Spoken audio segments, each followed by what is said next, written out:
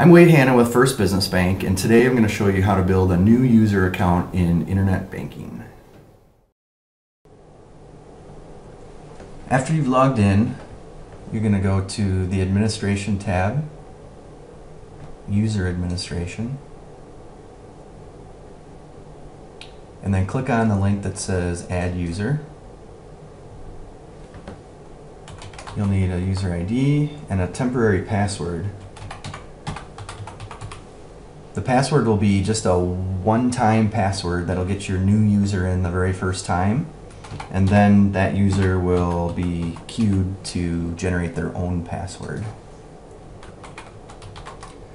Use the name, and then an email address is also required.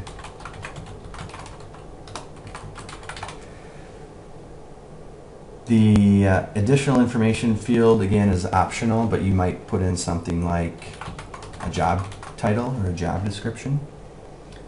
A user telephone number is required just for security purposes, so you want to add that. And then the user roles. If you want this user to set up templates, this would allow a user to create a template for things like ACH, if you're using those, or wires. You would check that box. If you want this user to be allowed to approve transactions such as transfers or ACH or wire transactions, you should check that box. And if you want this user to have overall administration privileges similar to that of the admin, you can check those boxes. In this case, John is just going to be a regular user, so we won't check any of those and hit continue. The second part of adding a new user is telling the system which types of things can this user do. So in our particular profile, we've got access to pretty much everything here, but we're going to say that John can get the deposit reporting and set up internal transfers.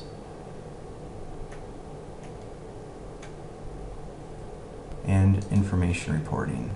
So basically, John will be a view-only type of user. We'll hit save. So now you can see that John has 3 services assigned to him. And the final step is telling the system, okay, for each of these 3 services, which accounts can he use those services? So deposit reporting is automatic. So for an internal transfer, we actually only have one account in this profile, so we will check the box to entitle that account and hit save. And we'll also want John to get information reporting for that account. So we'll do the same thing for that item and save.